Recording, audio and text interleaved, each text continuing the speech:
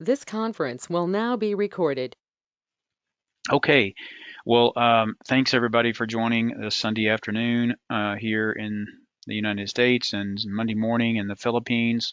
Thank you for that. And we have different time zones represented here, so thank you so much for your diligence and really consistency in attending. I can't tell you how much I appreciate that. That's just such a incredible thing to have a group of folks that, even though we're relatively small, you guys are so diligent in attending, and I can't tell you how much I appreciate that. That just it's a huge blessing, quite frankly, and it's a privilege too, and I don't take it lightly at all. Hopefully that's evident, but if not, I just to let you know I don't take it lightly. So I mentioned that one thing I was going to try to do today is, if I could work it into today's session, which I will, is share with you some information related to Dr. Anthony Fauci's sort of grilling by Rand Paul this past, I think it was Tuesday, if I'm not mistaken. I actually saw this happening on TV. I think it was broadcast on one of the stations. I'm not sure which. At least part of it was anyway. And I saw the excerpt or the clip in which Dr. Rand Paul questioned Dr. Fauci on some things. Now, you may ask, and it's a legitimate question, why would we take time in a Bible study session like this, where we're gathered together to study God's Word, to discuss such an issue or to maybe highlight such an issue? Well, I think as believers, one of the things Jesus taught his disciples was to be as wise as serpents, but as innocent as doves. And I think that teaching that he gave to his disciples is equally, or has applicability, I should say, to us. We need to be as wise as serpents and as innocent as doves in the time and culture and society and world in which we live. And the only way we can do that is to be properly informed. And when you have information that's being censored, edited, um, you know, um, blocked, then you can't be properly informed. And as I've shared with you in the past, I try to listen to a variety of different podcasts when I'm, either exercising or working out in the yard or walking or whatever I might be doing that's not sitting here at my desk, working on my school work related work or something else, um, or preparing for class, for instance. When I'm not doing that, I'm trying to take in as much as I can and fill every minute of the day and make sure that I don't have dead space. And what I mean by that is, if I'm out working in the yard, I'm multitasking and trying to, listen to things. And many of you are probably like that too. I mean, we have modern technology that gives us that capability that we used to not have. So it's a wonderful thing to have and be able to take full advantage of the time that we have. So what I try to do is listen to a variety of different podcasts. One of those particular podcasts that I listen to quite frequently, not all the time, but quite frequently, is a lady by the name of Janet Mefford, Mefferd, and she had I guess a podcast episode that she broadcast. It was either the day of or I think it was early this week, related to this interchange between Dr. Rand Paul, who's also Senator Rand Paul, and he's an ophthalmologist. Excuse me. He's an ophthalmologist doctor, and Dr. Anthony Fauci. And the issue was, what was the source of the COVID virus? Now, why is this important to us? We need to be wise as to what's happening in the halls of power in this country and around the world, and not be deceived by false narratives, not be deceived about the narratives that are being promoted and propaganda that's being put forth in mainstream media and by the so-called journalists in this country, there's few of them remaining, true journalists. And we need to be very discerning of the information that we take into our souls and what we believe, because we're responsible for what we believe, and what we believe is usually based upon what information we've been exposed to. And if we've been exposed to lies and mistruths and misrepresentations, and then we accept those as being true, and we accept the general narrative that's so prevalent out there as being true, we're going to buy into the ideologies that are behind those narratives, at least in part. And we're going to find ourselves floating on a sea of notions, just like everybody else out there today. They're just floating on a sea of notions. And I talked about some of the Barna studies that are underway and what they're revealing a few weeks ago. So that's why this is an important topic. And if anybody should be speaking about this kind of thing, it should be our pulpits that are informing and exposing truth to regarding our culture and regarding our world in which we live, and some of the lies that are being promulgated out there.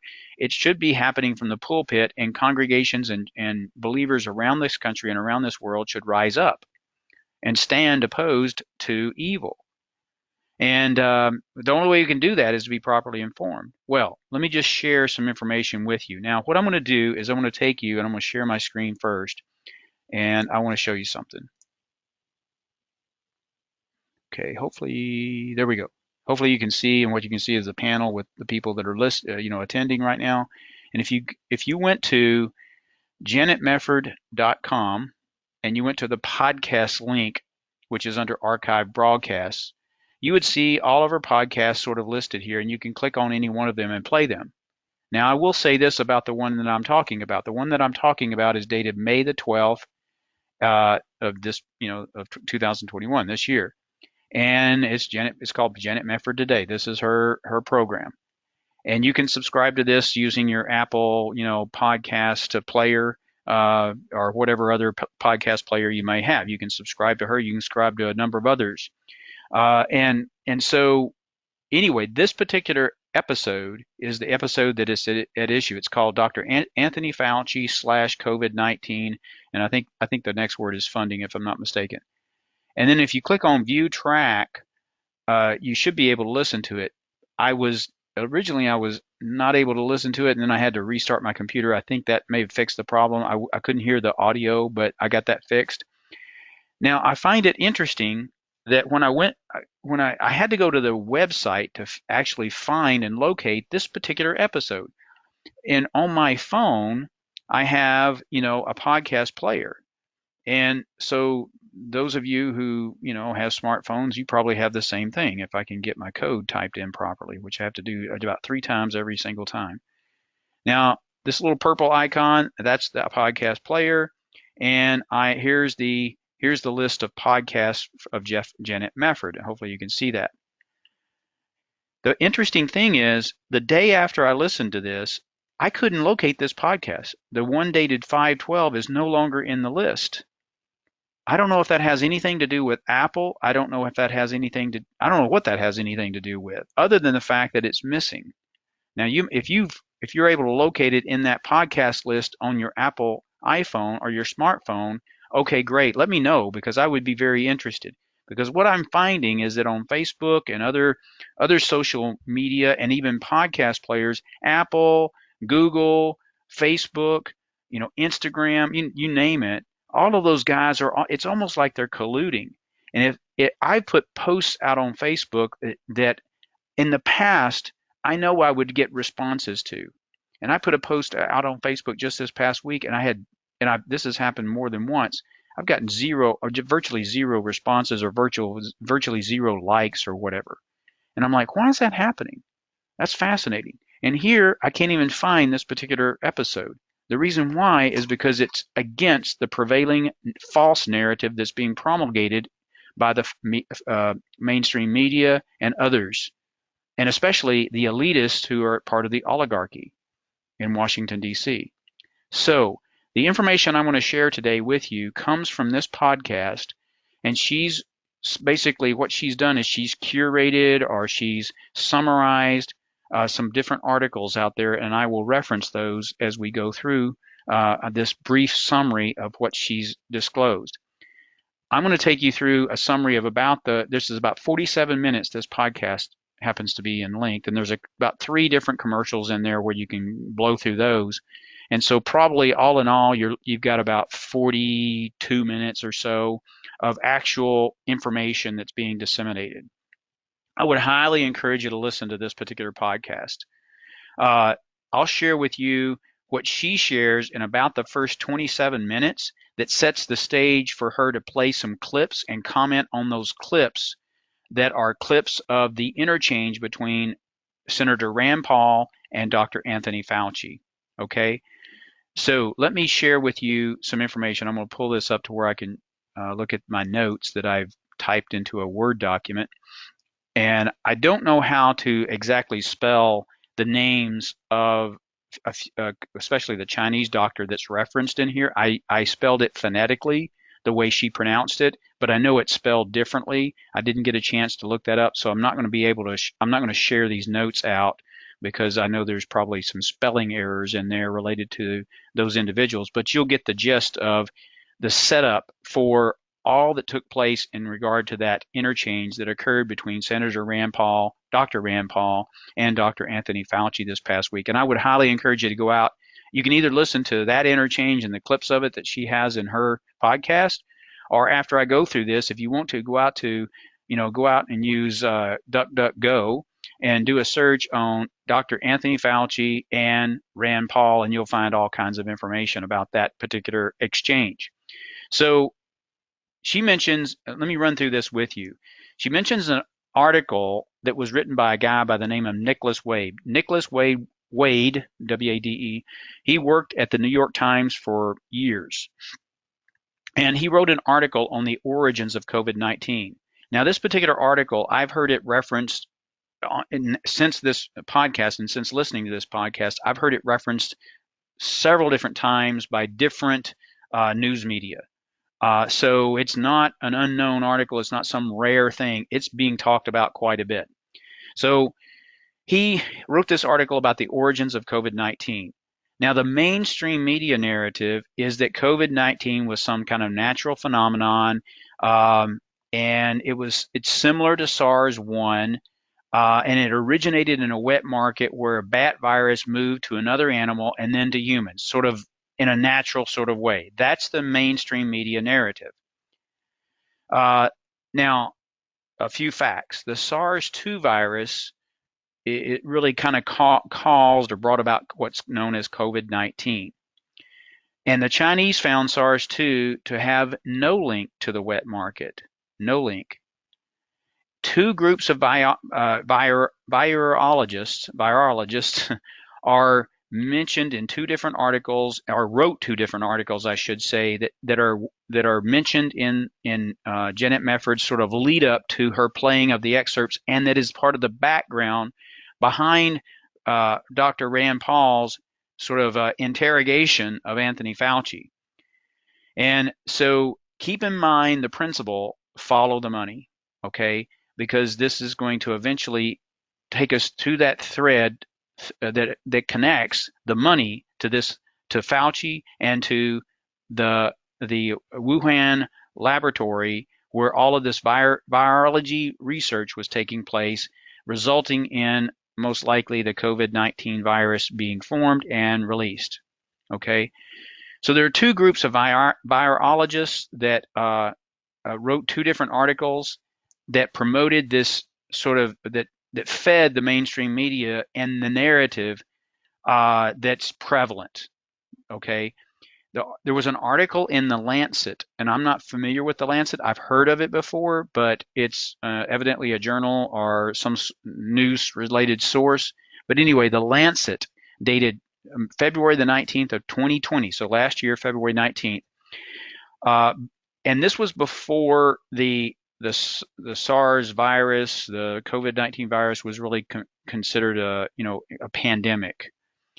And what they did in this article is they condemned quote conspiracy theories suggesting that COVID-19 does not have a natural origin. So anything that basically was where they were questioning the natural origin theory, that was condemned as a conspiracy theory. Everything that conflicted with the mainstream media narrative that was being put forth, that was labeled a conspiracy theory. Sounds very similar to what's happening today. in many other areas. In other words, they were promoting the idea that it started in wildlife. Yet it was way too soon for anyone to know what had really happened. The signatories of the Lancet article were not considering all evidence and did not properly evaluate the possibility of an accident. They behaved as poor scientists by assuring the public of facts that they could not prove to be true. Now, the article was funded by a man by the name of Peter Daszak, and you'll have to remember that name. Peter Daszak was the president of an organization called EcoHealth Alliance. EcoHealth Alliance, keep that in mind because that's going to be very important as well. So Peter Daszak, EcoHealth Alliance, keep that, kind of park that. It was this article that's promoting this, view that anything other than this being a natural origin sort of virus was a conspiracy theory, was funded by this Peter Daszak, president of EcoHealth Alliance. Interestingly enough, as we're going to see a little bit later, EcoHealth Alliance is involved in the funding of coronavirus research at the Wuhan Institute of Virology. Huh. Okay, why would he want to promote this, idea that this was all a natural occurrence when he was involved and he's the president of EcoHealth Alliance, which funded the coronavirus research at the Wuhan Institute of Virology? Might it be because in some way he might be held liable, or at least EcoHealth Alliance might be held liable, if this research was going on and he was funding it, or his organization was funding it, and it was going on in a lab that was subject to question as to its safety protocols? Yeah. The conflict of interest between the Lancet article and Daszak's culpability via EcoHealth was not disclosed to the readers of the Lancet article. In other words, the readers of the Lancet article were not aware of, hey, the fact that this article was being funded by Peter Daszak, the president of EcoHealth Alliance, which in turn funded the coronavirus research at the Wuhan Institute. That conflict of interest was not disclosed. In fact, the letter included a positive affirmation that, quote, we declare no competing interest. So it was an outright lie. There's another letter. The other letter is dated March the 17th. So just about a month later, 2020, 6 days after the global pandemic was declared. In the journal Nature Medicine, is where this article can be found. The authors were a group of virologists led by Christian Anderson of Scripps Research Institute. And it said that SARS-2 was not a laboratory construct or purposely created virus. Wade, the author, the guy who worked for the New York Times, in his article that's all being circulated and talked about in the news now, he points out that this was another case of poor science. New methods of genome research, he noted, leave no defining marks and are called no-see-um, versus the older methods which do leave marks of, genome research. So, and Dr. Rand Paul even mentions this no-see-um in his grilling of Anthony Fauci. So, if this research of genomes leaves no defining marks, then how could these authors of this article be so dogmatic in their assertion that it was not a laboratory construct or it was not a purposely created virus? And it was only 6 days after the global pandemic was declared. How could they even reach that conclusion when the Chinese were not letting anybody into that lab to do investigations? These two letters, Daszak and Anderson, influenced the mainstream media, and their assertions went unchallenged. The WHO Commission, which went to China in February of this year, included Daszak, and the CCP gave no evidence to support the natural emergence theory. Now, another thing that you'll hear mentioned in that interchange between Senator Rand Paul and Dr. Anthony Fauci is gain of function. They use that term over and over and over. So what is gain of function? I kind of wondered that myself. I'm like, gain of function. I kind of surmised a little bit of what it was by virtue of the interchange that was going on between the two of them, but I didn't know technically what it was. But here's Here's what it really is. Virologists have been studying for years how a virus occurring in animals might make a jump to humans. What they were trying to do, and what they were allegedly trying to do, is get ahead of a potential pandemic. So, you know, they were out there looking at animals and the viruses that are in animals, specifically bats, that have hundreds of coronavirus viruses, and they were doing experiments on those particular types of viruses to see, okay, how can those viruses potentially infect a human, and what are the circumstances if we modify this virus under which they might potentially infect a human and cause a potential pandemic. I mean, that's like a disaster looking for a reason to come into existence. Honestly, they were very interested in these virologists have been very interested in coronavirus due to the spike proteins which jut out all around the spherical virus cell. They started studying the bat coronavirus since these were at the root of the SARS-1 and the MERS viruses that had occurred, in the past couple of decades. The Wuhan Institute research was led by the lady known as the Bat Lady, Dr. Shijin Li, who collected around 100 different bat coronavirus samples from caves in South China. Dr. Shi teamed up with a UNC doctor. His name was Dr. Ralph Baric, and you'll hear his name mentioned in Rand Paul's questioning of Dr. Anthony Fauci. And Dr. Shi's work with this UNC doctor, Ralph Baric, focused upon enhancing the ability of these bat viruses to attack humans to examine an emergence potential, what's called an emergence potential, basically how it could spread and emerge and turn into a pandemic. In 2015, they created a novel virus by replacing the SARS-1 virus backbone with a spike protein from a bat virus, resulting in the SARS-1 virus known as a chimera virus, the combination of two viruses, a chimera. We've heard that term before, right? The prototype of the SARS-2 or Covid-19 virus could have been this chimera. The value of these gain-of-function studies was really zero, but the risk was extremely high. The records of Dr. Shi have been sealed, so we cannot know if this chimera or Covid-19 was in fact the result of an escape from the Wuhan lab. Dr. Shi's work was funded by the National Institute of Allergy and Infectious Disease. You'll hear that, I'll refer to that as the NIAID. And that's a part of the NIH. And guess who's in the NIH and the NID? Dr. Anthony Fauci. And so this Shi's work in China was funded by the NIH, and grant proposals which funded her work, thus a matter of public record. So that's how we know about it. The grants were assigned to the prime contractor, Dr. Dashik of the Eco Health Alliance. Remember his name? Who subcontracted them out to Dr. Shi. So basically, the U.S. federal government was funding research that eventually got farmed out to China, Dr. Shi, via this Dr. Dashik of the Eco Health Alliance, which was basically a sub-agency, if you will, under the National Institutes of Health. Dr. Fauci, Dr. Dashik, Dr. Shi, there's a connection there, right? Let's see. These grants are mentioned in articles. I'm sorry. Quoted in articles is a man by the name of Richard Ebright. He's a molecular biologist at Rutgers, and he's a leading expert on biosafety. And he indicated that this work could have produced the SARS-2 virus.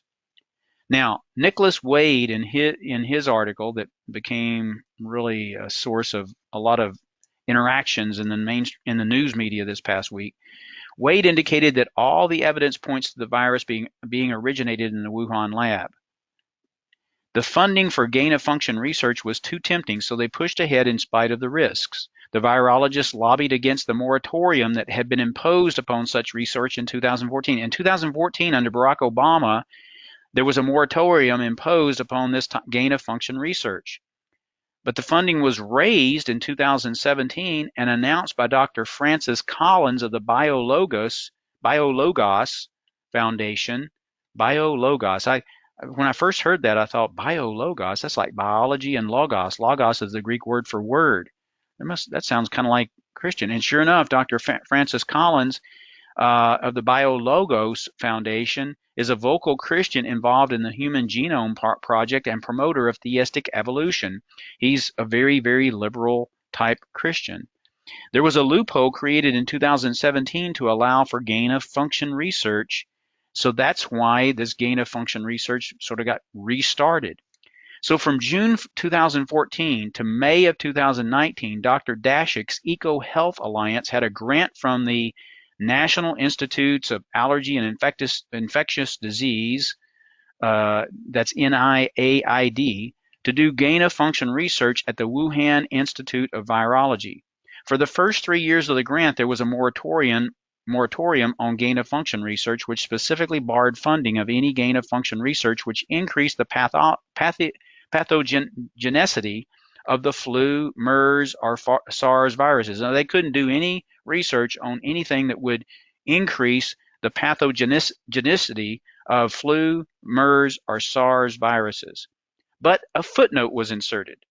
A footnote inserted showed that an exception was made, and that footnote shows that the director of the NIAID, Fauci, or the NIH, Collins, or both would have invoked the footnote to keep the money flowing to Dr. Xi's gain-of-function research.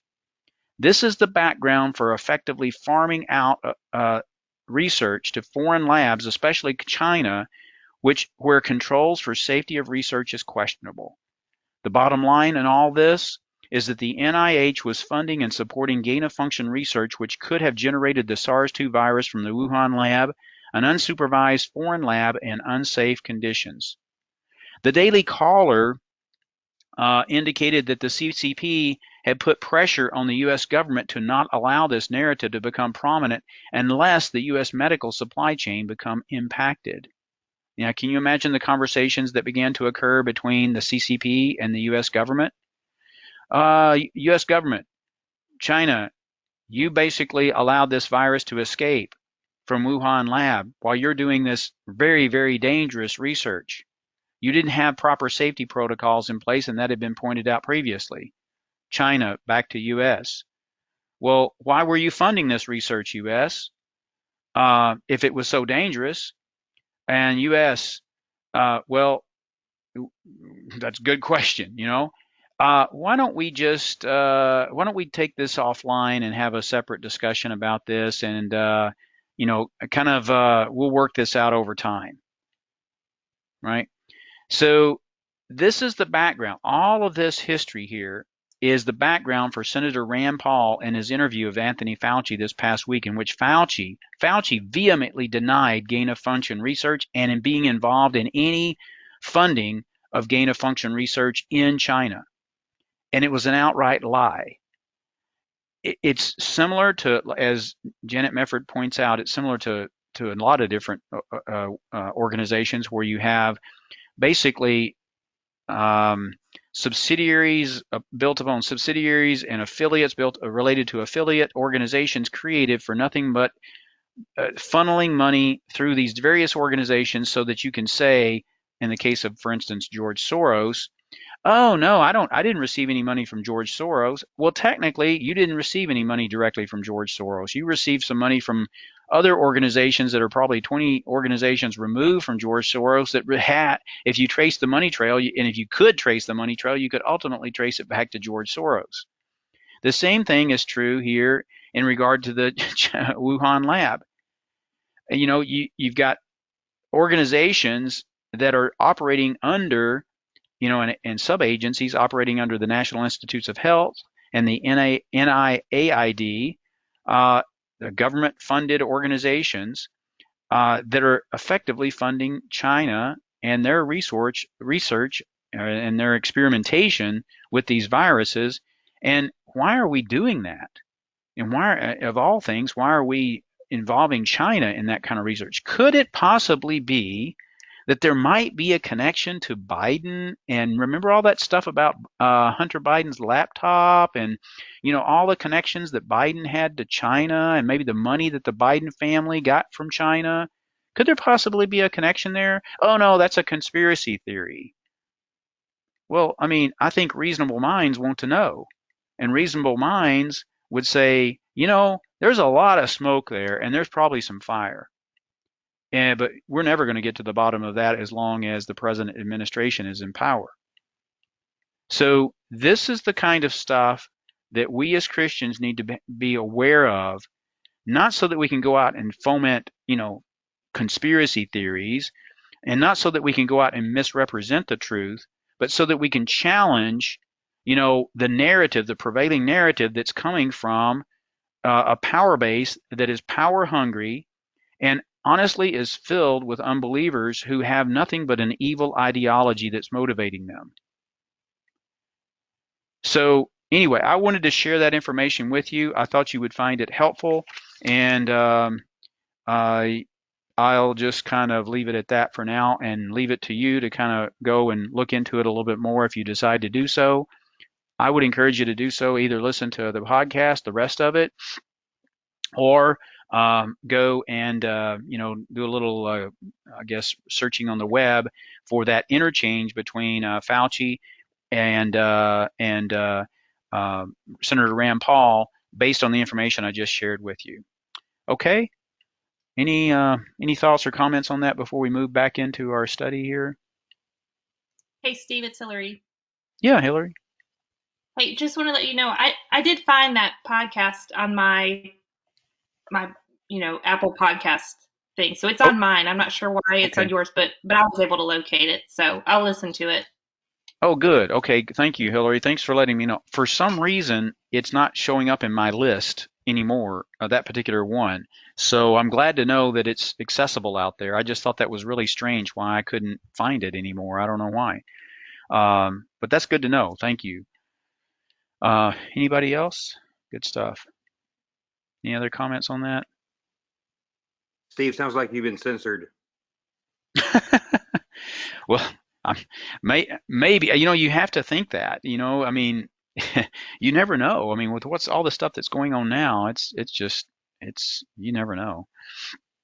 Hey, Steve, Uh, I didn't see Ron Paul, but I did see, I think it was Jim Jordan, and mhm. he was hammering Fauci, and I saw a portion of that, and it was really good. Brought out a lot of Mhm. facts, some of the same things you brought out here.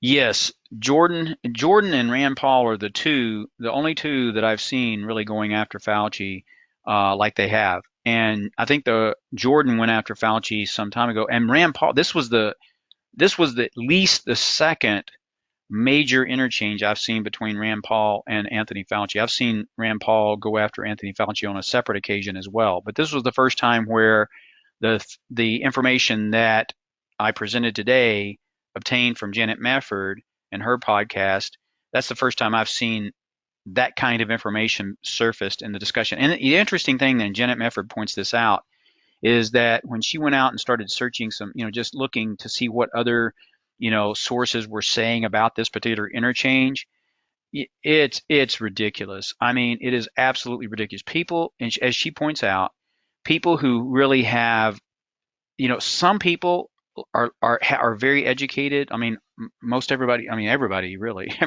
everybody on this particular, call, and everybody that I'm involved with, in the Church of the Servant King, everybody's well educated. The problem is you don't have time to go and read through a pretty complicated article like that written by this guy with the New York Times. You don't have time to go through that lengthy article and vet out the details and get kind of to the nut of the matter. And so you just kind of push it aside. And when the devil is in the details. And when you kind of work through the details and then you summarize what really is happening and you boil that up, you realize it's all about follow the money. It's the same principle that's timeless, quite frankly. And so anyway, I appreciate you mentioning that, Greg, because that's true. Those are the only two that I know of, or that I recall, that have really gone after Fauci and brought, held his feet to the, or at least held his feet to the fire.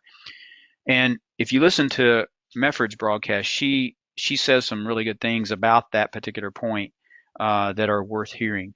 Okay, well, let's turn our attention to where we left off last week in our study of Daniel.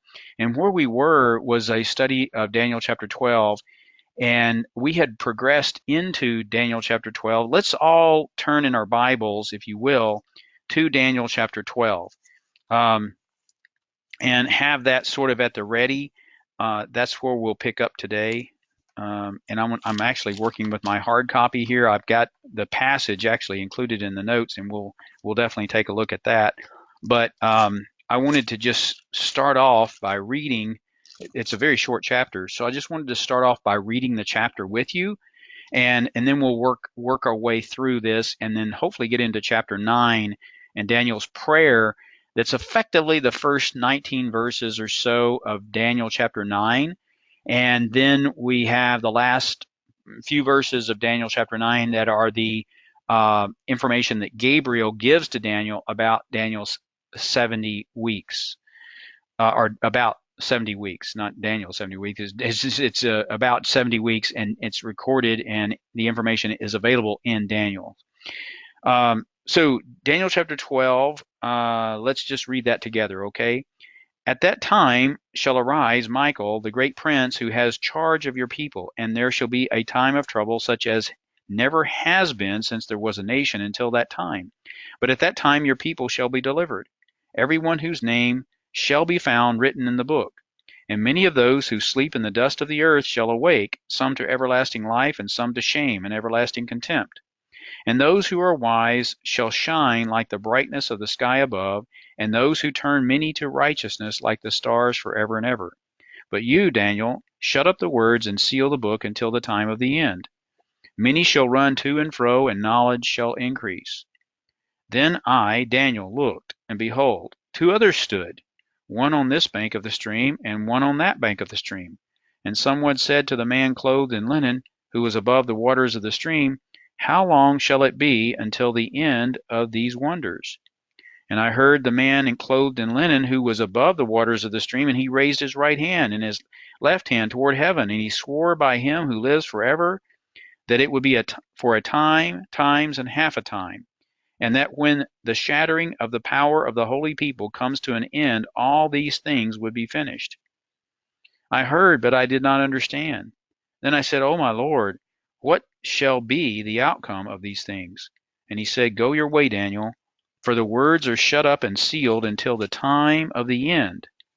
Many shall purify themselves and make themselves white and be refined, but the wicked shall act wickedly, and none of the wicked shall understand, but those who are wise shall understand.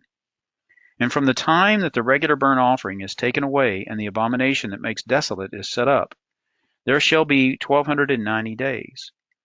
Blessed is he who awaits and arrives at the 1335 days, but go your way until the end, and you shall rest and shall stand in your allotted place at the end of the days.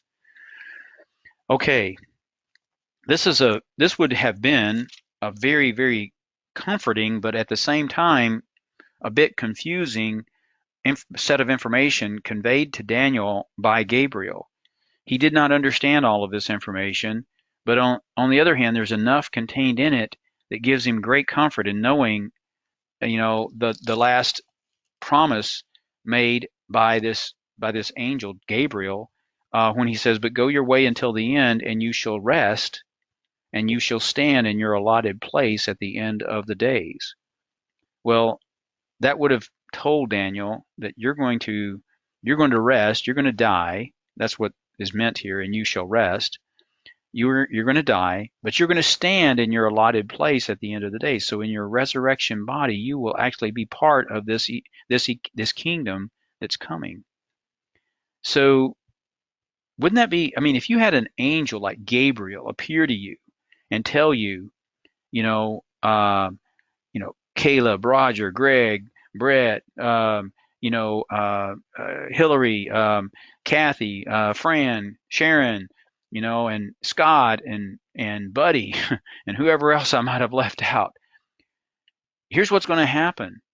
You're going to die, but you're going to be resurrected, and you're going to have a place in God's eternal kingdom. And not only that, but you will rule and reign with him in his earthly kingdom. Now, we know that we know all of what I just said. We know all of that from his word. But boy, it would be extra comforting to hear that from an angel, wouldn't it? I mean, it would just confirm everything. It would affirm, it would support, it would come alongside and be an extra testimony to what we know to be true about us, right? So I'm sure that's how Daniel felt when he heard this. All right, so here's what we've looked at. Let's move this forward. Daniel 12, as we noted last week, is situated here around the Messiah's advent to inaugurate the kingdom.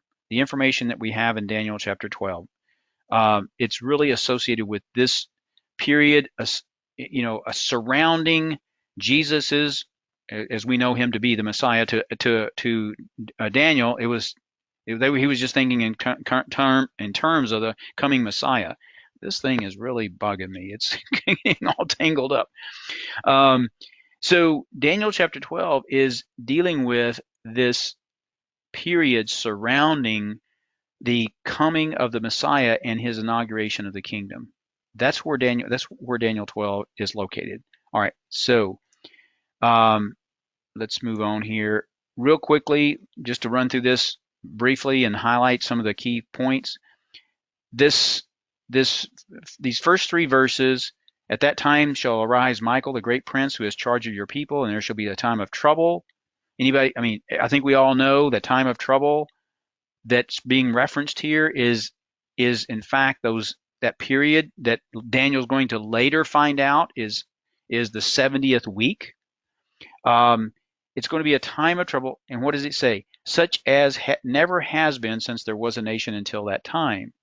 So by interpretation, what is being disclosed to Daniel here and what's being referenced here is that period known as the 70th week, such as never has been and since there was a nation until that time, but at that time your people shall be delivered. What is that referencing? That's referencing the fact that Jesus, the Messiah, is going to deliver believers from that period as he calls them to himself just before he completes the destruction of the Antichrist and all who have followed him, and consigns Satan and his followers to the abyss for a period of 1,000 years. Okay, that's what's being referenced here when it says, "But at that time your people shall be delivered." The people who are going to get delivered are those who are in their mortal bodies. They've not died. They've not been martyred yet, so they're not in their resurrection bodies. But here, being delivered is being delivered from the Antichrist and his forces, and the Antichrist and his forces are at the same time defeated. And those who are delivered in their mortal bodies, what do? They enter into the kingdom, and they begin the population of this earth under the auspices of none other than Jesus Christ ruling and reigning from Jerusalem. Okay? It says, "But at that time your people shall be delivered, everyone whose name shall be found written in the book." What does that say about them? That says that they are in fact true believers. They're the ones who are the true believers. And many of those who sleep in the dust of the earth, what does it say? They're going to awake. There's going to be a resurrection in association with the Messiah's advent. Those resurrected believers at that time will be all believers who have died to that point who did not participate in the rapture, okay? Because the rapture is a separate event.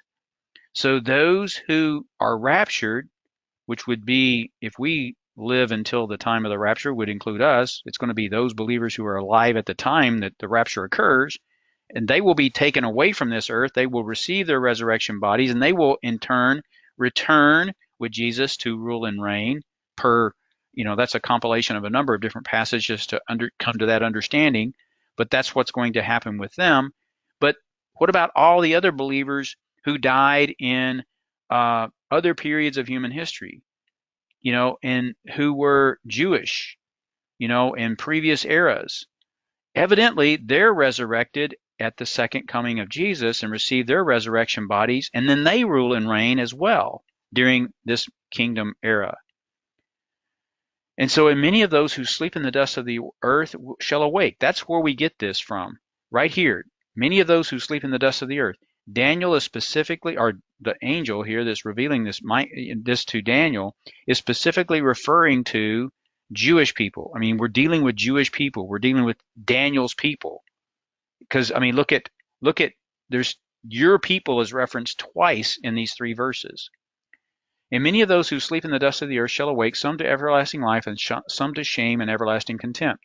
And those who are wise shall shine like brightness of the sky above, and those who turn many to righteousness like the stars forever and ever. That is the rewards that are associated with faithfulness in time. Okay? So that's what's going on there in verses 1 through 3. Then we came to verses well, I had some continued commentary there. Then we came to verses, well, we'll get there in a second. Verse 4. And I think that may be where we sort of wrapped it up last week. But verse 4 says, "But you, Daniel, shut up the words and seal the book." Now, the book here could be probably interpreted scroll. I believe that this very scroll that Daniel shut up and sealed is the scroll that is reopened when we see when John describes in his apocalypsis the opening of the scroll. So there's a connection there between this scroll that gets sealed up and the opening of the seals of the scroll that occurs early in the book of Revelation that begins to disclose the events that are going to occur during the last days. Daniel's not given any more information about the last days. That's reserved for future revelation that's given to the Apostle John. Now, Daniel didn't know anything about that, didn't know when that when that information was going to be, clarified. He didn't know it would be clarified. All he knew was what he had been given. He recorded it faithfully. He understood very little of it, but he sealed it up. And it says, seal it up until the time of the end. Many shall run to and fro, and knowledge shall increase. So, knowledge shall increase probably refers to the attempts of people in the future to understand this revelation. And as time passed and as the period prophesied became closer, people will understand the prophecy better than Daniel did in his day. Nevertheless, the prophecies did assure the people of Daniel's day and subsequent generations that God would ultimately deliver Israel from the Gentile powers which would dominate them, especially during the horrific period of the 70th week and Fourth Empire. So whenever this Fourth Empire and the king that was described in chapter 11 comes on the scene, then there was assurance that God's people, the believing Jews, would have a surviving remnant that would experience the fulfillment of God's promises that he made to Abraham, and God would be proved true and men liars. So those who reject the biblical narrative of human history, those who will reject the biblical testimony of who the Messiah is, what he did, and the association of the promises related to the Messiah to Jesus, the historic Jesus, in those last days, those people will in fact be removed from this earth in judgment. And it's the judgment associated with the second advent of none other than Jesus Christ as that promised Messiah to Israel. Okay? Questions on any of that so far before we get any further in this? Any questions on any of that? Is that pretty clear? Those verses so far in Daniel chapter 12?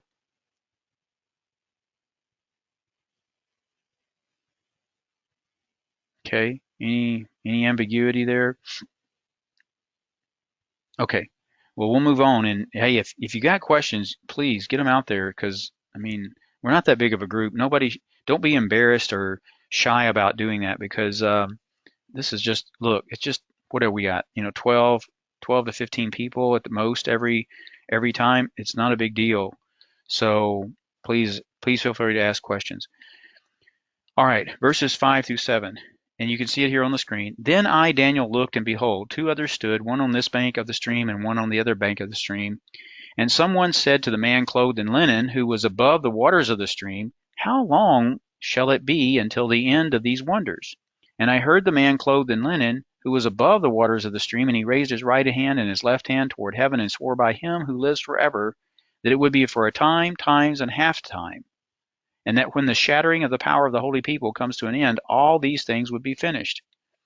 Now, what is a time, times, and half time? Well, that's 3.5 years. A time, times, and half time is a reference to 3.5 years. So this angel, when Daniel says, how long will it be until the end of these wonders? And this man says, this angel says it would be for a time, times, and half times, and that when the shattering of the power of the holy people comes to an end, all these things would be finished. What is he talking about? Well, he's talking about what's referred to by Jesus as the Great Tribulation. That is, that last 3.5 years of Daniel's 70th week. The period in which I understand it, all of those judgments that we see described in the book of Revelation, they will be poured out during that last 3.5 year period. The trumpet and bowl judgments are going to be poured out during the last 3.5 years of Daniel's 70th week. Now, what else attends those last 3.5 years? Well, we have the last 3.5 years being inaugurated by several things, actually. The erection of the statue, the image of the beast in the temple in Jerusalem by the false prophet of Israel, who facilitates that process. And once that statue is constructed, it's referred to as the abomination of desolation, because what's going to be required is that all people bow down and worship that statue, and that statue and image is going to speak, and it's going to speak and utter blasphemous things, and it's going to be none other than Satan that's speaking through that statue, and apparently bringing it sort of to a apparent life in the eyes of those who are watching it and observing it, and they will be required to bow down and worship that statue, recognize it as God. Now, that's one thing that will occur. We also know that in association with that midpoint of Daniel's 70th week, when 3.5 years remain, we also know that at that point, Satan is going to be ousted from heaven, along with all of those angels that followed him, the demons. They will be ousted from heaven. And once they're ousted from heaven, Satan is going to look for a man to indwell in order to accomplish Satan's purposes. Who is that man? That is the man we refer to as the Antichrist. John refers to him as the Antichrist. He's also referred to as the beast in the book of Revelation. So there's several different names for that individual. But he's going to be indwelt by Satan, because it's through that man and Satan's indwelling him that Satan's going to attempt to empower this human to accomplish Satan's purposes, which is a counterfeit to Christ and God's purposes. And he's going to claim to be God, and he's going to require people to worship him as God. So all of that has happened at the midpoint of Daniel's 70th week, with 3.5 years to remain, and it's after that that you have all the trumpet judgments and bowl judgments being poured out. And for the most part, I believe that the seal, what's commonly referred to as the seal judgments that are described earlier in the book of Revelation, are in fact summation, sort of executive summary descriptions of the composite of what's going to happen to the earth and to people on the earth during the period of those judgments being poured out. So for the most part, this quote seal judgments are sort of summaries of all the effects of all the other judgments being poured out upon the earth. But all of those judgments, I believe, occur in the last 3.5 years, and that's why Jesus refers to that as the Great Tribulation. What's happening during the first 3.5 years then, Steve? Well, during the first 3.5 years, I believe what is happening is you have remember all that information in Revelation chapter 17 about the different kings that basically end up, there's two different sets of kings that are mentioned there in Revelation chapter 17, and we'll look at that again at some point in the future. But there's two different sets of kings, and the net of it all is that those two different sets of kings, as they're described, essentially cede, or they give over their power to the beast, to the one king that's going to emerge to be the quote unquote Antichrist. And yet they're going to share rule with him and reign with him, and he's going to give them responsibilities, and he's going to reward them. So all of that comes from Daniel chapter 11, the last verses 36 through 42, or 45, or 46 actually, 36 through 46, or 45. My eyes are failing me. 45, yeah, 45. I'm sorry. It comes from looking at Revelation chapter 17 and 18 as well. So when you combine all these different passages together, that's the understanding that you get, is that first 3.5 years is where the beast, is this coalition of rulers that eventually consolidate their power into this one individual that's referred to as the beast eventually, who's known as the Antichrist. And he doesn't really emerge as the Antichrist as such, and with the evil intent until the midpoint of Daniel's 70th week, where he's indwelt by Satan, and he really then becomes very, very, much more evil than he was before.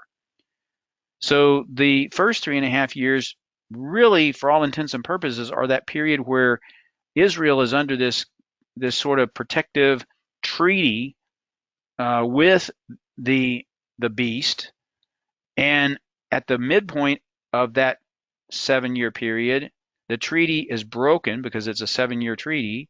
Interestingly enough, it's broken, and it's broken in association with the one figure amongst that coalition emerging to take on the power of Satan himself and aggregate all power to himself.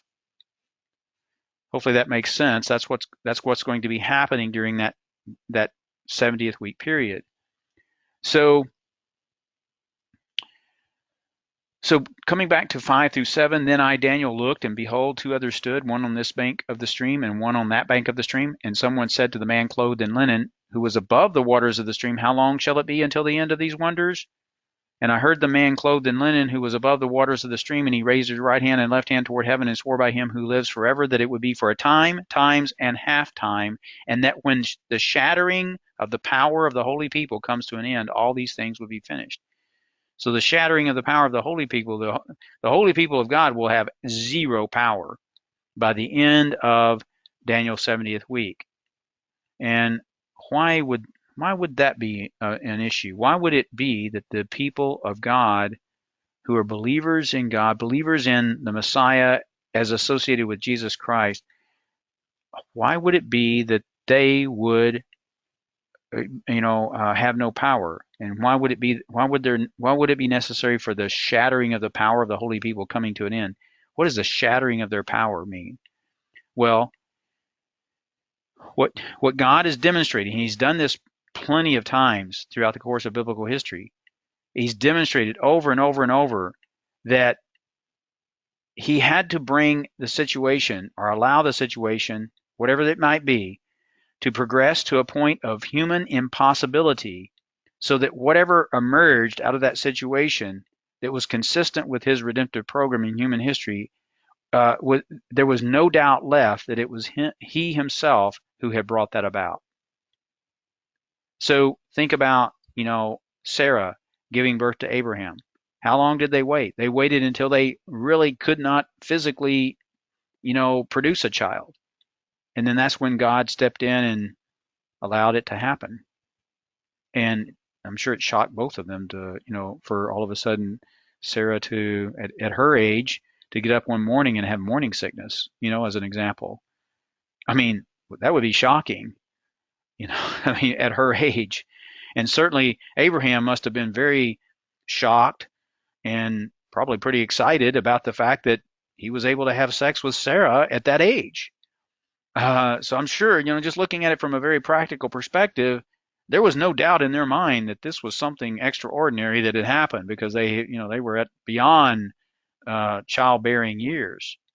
But yet here they were having a son, and it was a miraculous event. Think about Israel being the least among the nations of this world, and God working through Israel. God always works through the least in order to make sure that it's not by human power that some purpose of His is attributed. So the birth of Jesus, God coming into this world, it had to be of supernatural origins and not of human origins. So this isn't the first time in human history, and the only time in human history where such an occasion occurs where you have the power of people, the power of God's people in particular, being rendered totally useless so that God's power might be made manifest and clear to all that it was of divine origin. So the establishment of the kingdom will be totally of a divine origin in nature. So continuing on, let's wrap this up. And then we come to verses 8 through 13, which is very fascinating. But I heard, but I did not understand. Then I said, "Oh, my Lord, what shall be the outcome?" Now, at this point, remember, when Daniel writes this, I heard, but I did not understand. How much revelation had he received? Well, he had what had preceded him in terms of the writings in Scripture, the different scrolls, which would have been like Isaiah, Jeremiah. He was more or less a contemporary with Jeremiah for the most part, but he had access to Jeremiah's material, obviously, as we'll see in chapter 9 when we get there. But for the most part, Daniel didn't know what and have the picture of God's redemptive program as we do today.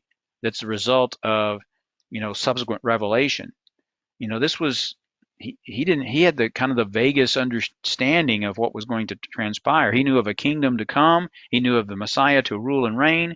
He knew of Israel to be promoted to a position of prominence as a result of belief. He knew all of those things, but that's about it in terms of his eschatological understanding. He knew what had been revealed to him via, his interpretation of Nebuchadnezzar's dream and his own dreams. He knew all of that, but he didn't necessarily have it all put together. But he was so faithful. Okay, verses 8 through 13 here, and we'll wrap this up. I heard, but I did not understand. Then I said, "Oh, my Lord, what shall be the outcome of these things?" And he said, "Go your way, Daniel, for the words are shut up and sealed until the time of the end." When? When are these things sealed until? The time of the end. Many shall purify themselves and make themselves white and be refined. But the wicked shall act wickedly, and none of the wicked shall understand. But those who are wise, they shall understand. And from the time that the regular burnt offering is taken away and the abomination that makes desolate is set up, when is that? The midpoint of Daniel's 70th week, right? The abomination of desolation occurs at the midpoint of Daniel's 70th week. And then what does it say? There shall be 1,290 days. What is 3.5 years according to the Jewish calendar? It's 1,260 days. So that tells us there's 30 days here of a difference. And Revelation there's the only reference to numbers of days associated with this period of time. The Great Tribulation is 1,260 days in the book of Revelation. You only see 1,260. Here, Daniel says the angel says to Daniel, it's 1,290 days. There's a 30-day gap there. And then blessed is he who awaits and arrives at the 1,335 days. But go your way until the end, and you shall rest and shall stand in your allotted place at the end of the days. Wow, that's kind of confusing, isn't it? When you try to reconcile the 1,260 with the 1,290 with the 1,335, you're left with a question: how do we reconcile all that? Because there's a times and a half time that this is associated with as well, 3.5 years. Well, let me just say this before we look at the bullets here I have to wrap this up. I don't know that we know the answer specifically to what that 30-day gap or differential there happens to be. I don't know that we know the explanation for the 45 days which is calculated based upon 1335 minus 1290. What's that 45-day interval look like? What does the preceding 30-day interval look like when you compare it to 1260? So you got 1260, 1290, 1335. 1260 to 1290 is 30 days. 1290 to 1335 is another 45 days. And all total, you got 75 days there. What is that 75-day period? I mean, we don't know. Scripture doesn't really tell us. Many have speculated that those two different periods are periods in which maybe the 30-day period is the period during which Jesus is appearing in the heavens, and he is conducting the campaign of Armageddon and destroying all of his enemies. And then the 45-day period that follows is the period of cleanup afterwards, as he's establishing the kingdom. We don't know. I mean, that's just total speculation. But that's one idea that's out there.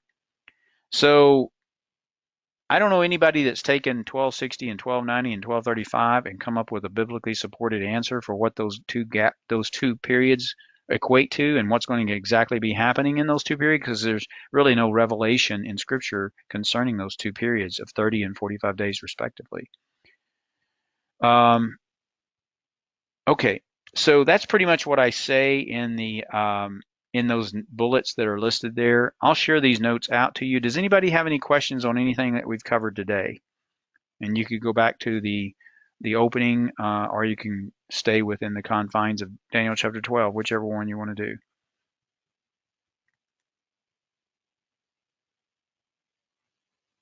Anybody have any questions or even comments? Comments are fine.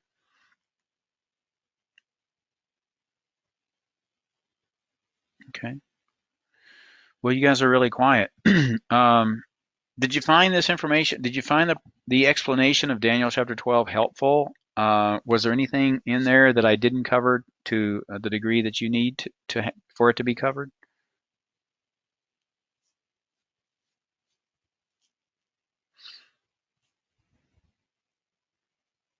Okay. Are you guys still there? Let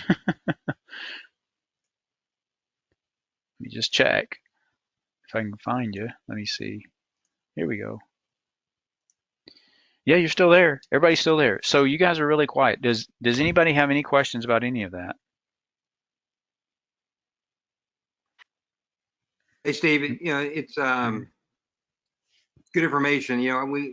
We've studied this before, but it's something this complicated. It's good to have a refresher every now and then. Yeah, absolutely.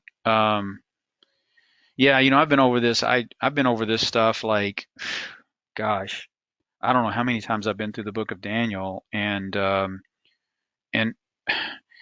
if I go for, I don't know, a period of time like a year or more without revisiting or at least rereading this and kind of refreshing my memory of all of what's there happens to be there, it grows stale with me too. So I totally get it. I mean, I know when I guess I've been through this information, I don't know, 10 times or more, but you're right. There's a lot of detail here.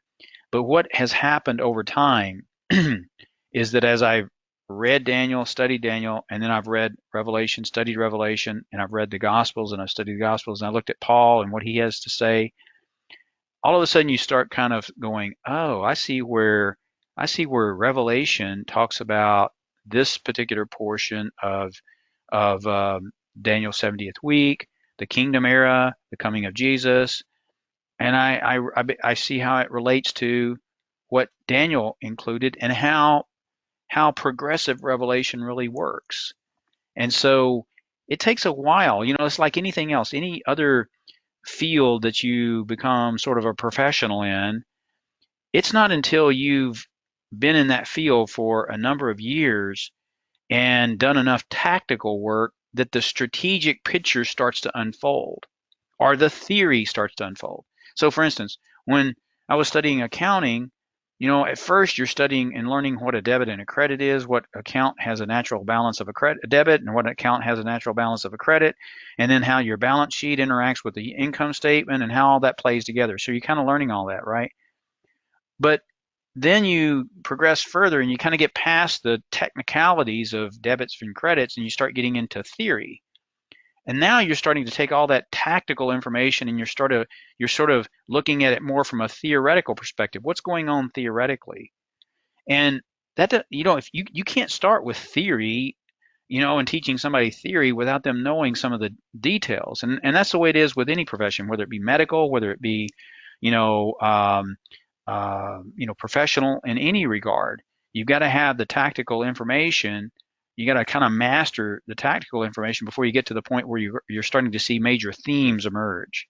And that's true. I see that to be true in the study of languages too. You got to get past, okay, what is this particular verb and how do I parse it, you know, versus, okay, what am I looking at more syntactically as a greater whole in terms of what this language is really doing, you know, and that takes time.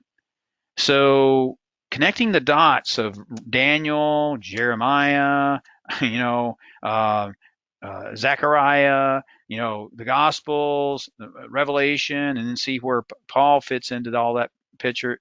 That just takes time. It takes a long time, and I don't know if we ever finish that journey, quite frankly. All right, anybody else, real quick? Well, listen, I really, really appreciate you guys hanging in there with me, going through all of that information. Hopefully, it was helpful to you. I'll try to get these notes on Daniel chapter 12 sort of pulled together to where I can shoot them out to you in case you wanted to look back at anything. And then we'll jump into Daniel chapter 9 next Sunday. Well, actually, 2 weeks from now. You might recall I sent an email. I'll be Sharon and I will be out of town next Sunday. Actually, we'll be about this time. We'll be flying back into Dallas. And so we'll not have a session next Sunday. We will have a session this Wednesday evening and the following Wednesday evening, continuing our review of We Shall Not Be Silenced, or We Will Not Be Silenced by Erwin Lutzer. And I'll get you the slide deck with the questions for the next chapter, chapter 3. I'll try to get that sent out ASAP. So thank you all. Thank you so very, very much. Let me just close out in a word of prayer, okay? Heavenly Father, thank you for this privilege of sharing this portion of your word with these fellow believers and for the fellowship that we have via the internet. This isn't ideal. The ideal scenario and the right scenario would be if we were together personally and in face-to-face type of interaction. But this is what we've got as a venue now so that we can share your word and fellowship around your word as believers who are spread throughout the earth, really. And we're so grateful for that opportunity. And I thank you for each and every person represented here, and thank you for their diligence and their perseverance and their just their continuance in these studies with me. And what a privilege it is. And so we just turn this over to you and pray that you use it for your honor and glory in our lives. In Christ's name we pray. Amen. Thanks, everybody, and we'll see you this Wednesday, okay? All right, bye-bye.